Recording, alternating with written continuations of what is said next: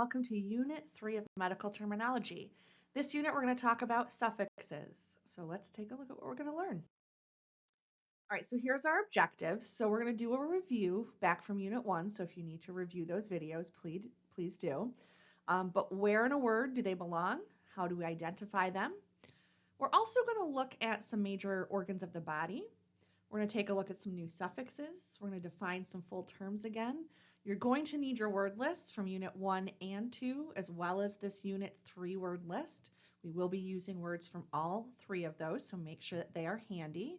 And then we're going to look at some abbreviations that are associated with medical administration. And as you're checking patients in. So we're going to look at some of the front desk abbreviations that you're going to use routinely. All right, let's start with a good suffix review here.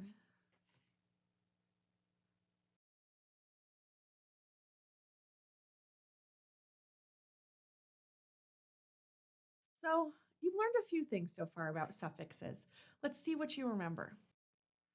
So let's review what we learned in Unit 1. So a suffix is found at the very end of the word. It does help to alter the meaning of the root term. And remember that you can use the same root term with lots of different suffixes and that it gave it very different meanings. And so really understanding the individual word parts and what they mean will help you to put together the entire word in a unique way.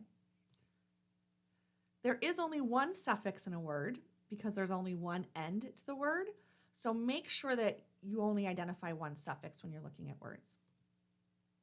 And when you're looking at the word list, remember that we've designated them with this little dash sort of at the beginning of the word.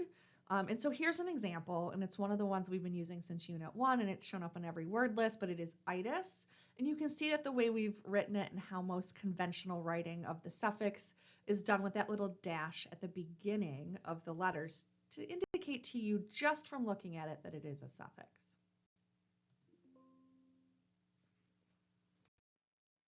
Again, remember they're found at the end of the word.